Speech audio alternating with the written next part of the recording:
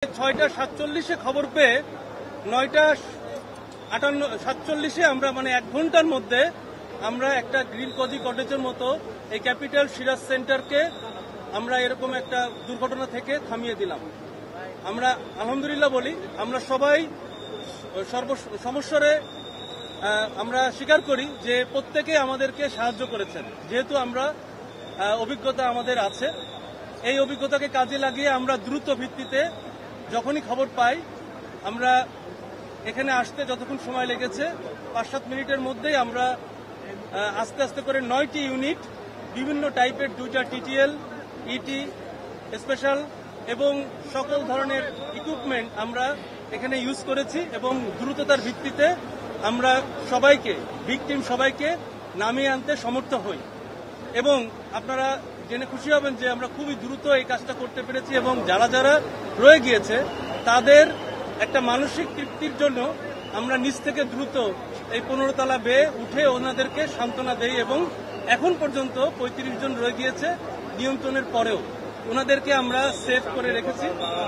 এবং এখানে আপনারা জেনে খুশি হবেন যে এখানে অনেক যারা হুইল চেয়ারেও ছিলেন উপরে, রেস্টুরেন্টে অথবা উপরে গিয়েছেন আমরা দেখেছি, বাচ্চা এবং বৃদ্ধ সহ। সুতরাং আমরা একটা গ্রিন কজি কটেজকে থামিয়ে দিলাম। আমরা 1 ঘন্টার মধ্যে সমর্থ হয়েছি এবং এখানে যে বিল্ডিংটা ছিল এটা একটা মিক্স অকুপেন্ট বিল্ডিং, মানে এখানে শপিং মল ছিল, এখানে রেস্টুরেন্ট ছিল, এখানে অফিস ছিল, এখানে আবাসিক ভবন ছিল। আবাসিক ভবনে যদিও এখানে অনেক ফ্ল্যাট আমরা খালি রেখেছি, তারপরেও এখানে অন্তত অনেক মানে প্রায় 200-র কাছাকাছি হয়তো ফ্যামিলি মেম্বার সব মিলে ছিল এবং নিচে সব মিলে প্রায় আমরা অনেক মানে প্রায় 100-র কাছাকাছি মানুষজনকে নিরাপদে রাখতে পেরেছি এবং নামিয়ে আনতে পেরেছি। এটার জন্য আমি বিশেষ করে এখানে যারা ছিলেন, যদিও প্রথম দিকে আমাদের একটু বেগ পেতে হয়েছে ক্রাউড কন্ট্রোলের জন্য, কিন্তু পরের দিকে আপনারা এবং এখানে যারা স্থানীয় যারা ছিলেন তারা অনেক সহযোগিতা করেছেন এবং তারা কথাও শুনেছেন এবং আমাদের যারা আইন শৃঙ্খলা রক্ষাকারী বাহিনী, আর্মি, পুলিশ সবাই এখানে ছিলেন। ওয়াসাও আসছিলেন, ওয়াসাও পথে আছেন এবং আমাদের সব রকম প্রস্তুতি ছিল। আমরা বিশেষ করে আর একটা বিষয় স্মরণ করতে চাই, এই বেলি রোডের একটা পুকুর রয়েছে যেটা গ্রিন কজি কটেজের সময় আমাদেরকে অনেক সাপোর্ট দিয়েছিল এবং আজকে এই ক্যাপিটাল সিরাজ সেন্টারকে অগ্নিমুক্ত করতেও এই পুকুরটা অনেক সাপোর্ট দিয়েছে। আমাদের বিশেষ পানিবাহীও কিন্তু শেষ হয়ে যাচ্ছিল এক পর্যায়ে। যাই হোক, আমরা একটা গ্রিন কজি কটেজকে থামিয়ে দিলাম এবং আমি সবাইকেই বলবো যে আমরা এইভাবে যদি কাজ করতে পারি হয়তো আমাদের আর একটি মৃত্যুও হবে না ইনশাআল্লাহ। তা আমরা বলতে পারি এখন পর্যন্ত আমরা কোনো নিহত এবং আহত কোনো কিছু সংবাদ পাইনি। আমরা আশা করছি যে এরকম কোনো দুর্ঘটনা ঘটে না। সূত্রপাতটা কি থেকে শুরু হয়েছে?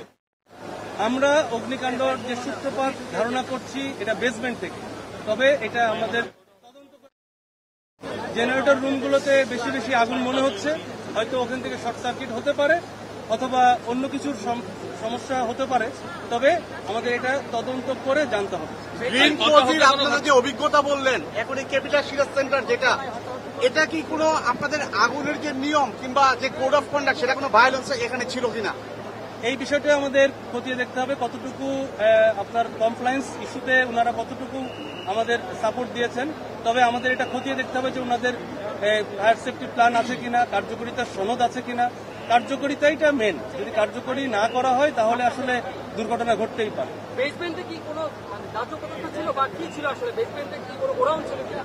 বেসমেন্টে তো সব ধরনের সাধারণত এটা গাড়ির গ্যারেজ হওয়ার কথা, বাট আমরা এখানে সিলিন্ডারও দেখেছি, এখানে আপনার মানে আপনার জেনারেটর ছিল, জেনারেটরের বিশেষ করে জেনারেটর পয়েন্ট থেকে আমরা আগুনের সূত্রপাতটা বেশি দেখেছি এবং অতিরিক্ত ধোঁয়া ছিল। ধোঁয়ার কারণে আমাদের প্রথমে কাজ করতে একটু বেগ পেতে হয়েছে, তবে এটা ধারণা করছি যে জেনারেটরের কোনো পয়েন্টের কোনো ওখান থেকে হয়তো হতে পারে। আপনারা যতটুকু দেখছেন এই বিল্ডিং এ, আপনারা লোককে লেডার দিয়ে আপনারা নামাইছেন, ফায়ার মানে আগুন লাগার পরে মানুষজন সেফটি যাতে নিরাপদে নামতে পারে সেই ধরনের ব্যবস্থা বিল্ডিং এ ছিল। এই বিল্ডিং এর সিঁড়ি দেখেছি, 2টা সিঁড়ি দেখেছি, 2 সাইডে 2টা ছিল। এখানে মানে সিঁড়ি অকুপেন্ট অনুযায়ী কতটুকু এটা আমাকে বুঝতে হবে, কারণ অকুপেন্টের সাথে সিঁড়ির একটা সংখ্যা নির্ধারণ করে দিয়ে আছে বিএনপিসিতে। সুতরাং এই অনুযায়ী এই সিঁড়িটা আছে কিনা এটা আমাদের একটু খতিয়ে দেখতে হবে, কারণ এটা সংখ্যার সাথে সমন্বয়। আবাসিক নাকি ব্যবসায়িক আসলে কোনটা আপনারা কি আমরা এটা চেক করে দেখতে হবে। তবে এই ভবনটা মিক্স অকুপেন্ট, মানে এখানে আপনার আবাসিকও রয়েছে, তারপর আপনার ব্যবসায়িক মানে ব্যবসায়িক 4টা ফ্লোর রয়েছে আপনার টোটাল শপিং মল, একটা ফ্লোর রয়েছে টোটালি আপনার ফুড কোর্ট মানে রেস্টুরেন্ট, আবার অফিসও রয়েছে। সুতরাং এটা মিক্সড অকুপেন্ট এবং অনেকগুলো মিক্সড আছে, আচ্ছা, এটা চেক করে ধোঁয়াটা দেখতে হবে। এত ধোঁয়া ছড়ানোর কারণটা কি? মানে ধোঁয়াচ্ছন্ন হওয়ার কারণটা কি এখানে? ধোয়ার জন্য বেশিরভাগ ক্ষেত্রে যেটা হয় আপনার তার স্টেপগুলো মানে আপনার কেবলের উপরে যে কাভার, এই কাভারটা পুড়ে কিন্তু আপনার বেশি ধোঁয়া উৎপন্ন হয়।